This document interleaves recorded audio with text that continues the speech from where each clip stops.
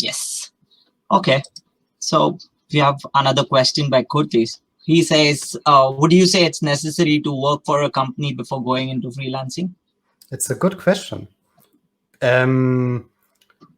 Because now I know how a corporate is working. So if I'm a freelancer, I know how to put my project there or how to communicate and how to make it a winning project. So if you're planning to work for as a freelancer for corporates, it's good to know how the corporate works, how the communication is going on there, how the hierarchical structure is and all this stuff.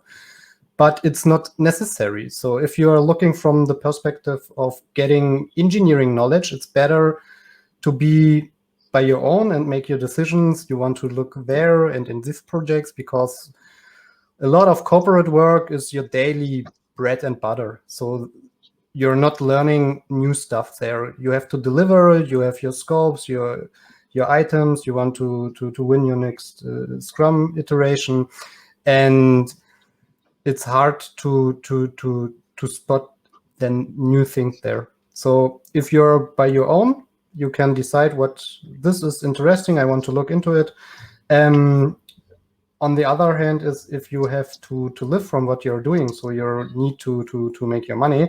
So also it's not possible to make your decision only by, I want to know this new framework, I want to learn this. When in this case, you're learning all the day and earning no money. Yeah, definitely. I think in the end, it's also about the money. But yeah, when you have to learn about something, I guess freelancing makes a lot of sense. You don't have that boundaries, you don't have those restrictions. But yeah, obviously, when you start working, you'll have all of those. Nice question, Kuritis. Okay, we have another interesting question by Harish Ramkumar. Philip, what would be you tell someone who is new to data science and what to enter into? Yes, how to enter, maybe. Yeah. I put this question into the topic, how to start into data science, if I'm getting it right. That's right. It's a question I'm facing a lot, and I'm always saying, if you want to start into data science, there is an academical part of it. You have to understand the science behind the papers from time to time. But most of the time, machine learning or data science is pure engineering. And this means plumbing the pipelines, also implementing the machine learning models. And I have these questions often from students. They are asking, did I have to become a data scientist or a data engineer or a machine learning engineer?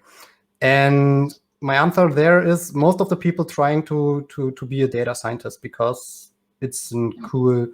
It sounds cool. I don't know why. But if you're working in a corporate, it's 90% engineering, data cleaning, and 10% science. And if you're in academia, it's switch. There's a switch. There's a lot of science. You have to understand the math behind this. You're writing academic paper.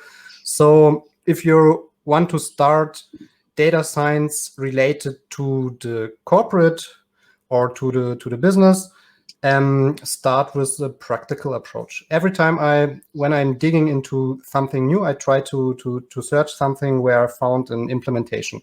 I look through the implementation, then I try to understand what it's the theory behind it and try to understand what's written in the paper.